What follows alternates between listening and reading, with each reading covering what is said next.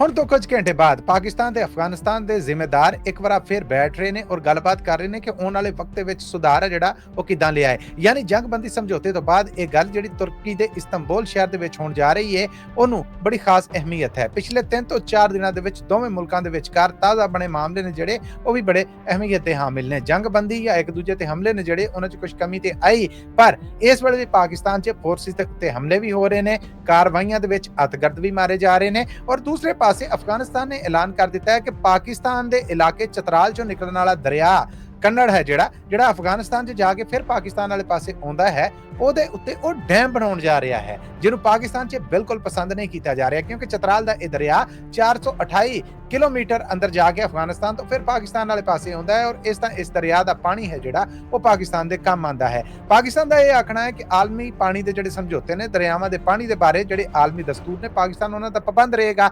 ਪਰ ਪਾਕਿਸਤਾਨ 'ਚ ਖਿਆਲ ਕੀਤਾ ਜਾ ਰਿਹਾ ਕਿ ਅਫਗਾਨਿਸਤਾਨ ਇਹ ਕੰਮ ਸਿਰਫ ਔਰ ਸਿਰਫ ਭਾਰਤ ਦੇ ਕਹਿਣ ਤੇ ਕਰ ਰਿਹਾ ਹੈ। ਪਾਕਿਸਤਾਨ ਦਾ ਮੰਨਣਾ ਹੈ ਕਿ ਅਫਗਾਨਿਸਤਾਨ ਇਸ ਡੈਮ ਨੂੰ ਬਣਾ ਕੇ ਭਾਰਤ ਦੀ ਪ੍ਰੌਕਸੀ ਦਾ ਕੰਮ ਕਰ ਰਿਹਾ ਹੈ ਔਰ ਪਾਕਿਸਤਾਨ ਨੂੰ ਇਹ ਸ਼ੈ ਬਿਲਕੁਲ ਪਸੰਦ ਨਹੀਂ ਹੈ। ਯਾਦ ਰਵੇ ਕਿ ਇਸ ਦਰਿਆ ਦਾ ਪਾਣੀ ਆ ਕੇ ਪਾਕਿਸਤਾਨ 'ਚ ਦੁਬਾਰਾ ਦਰਿਆਏ ਕਾਬੁਲ ਦੇ ਵਿੱਚ ਡਿੱਗਦਾ ਹੈ ਔਰ ਹੁਣ ਜਦੋਂ ਅਫਗਾਨਿਸਤਾਨ ਵੱਲੋਂ ਇਹ ਡੈਮ ਬਣਾ ਲਿਆ ਗਿਆ ਤਾਂ ਫਿਰ ਇਹ ਦਰਿਆ ਜਿਹੜਾ ਇਹ ਵੀ ਖੁਸ਼ਕ ਹੋ ਜਾਏਗਾ। ਦੂਸਰੇ ਪਾਸੇ ਪਾਕਿਸਤਾਨ ਨੇ ਆਖਿਆ ਹੈ ਕਿ ਟ੍ਰੇਡ ਹੈ ਜਿਹੜੀ ਉਹ ਪਾਕਿਸਤਾਨੀ ਸ਼ਹਿਰੀਆਂ ਦੀ ਜਾਨ ਨਾਲੋਂ ਜ਼ਰੂਰੀ ਨਹੀਂ, ਅਸੀਂ ਇਹ ਨਹੀਂ ਖੋਲ ਰਹੇ।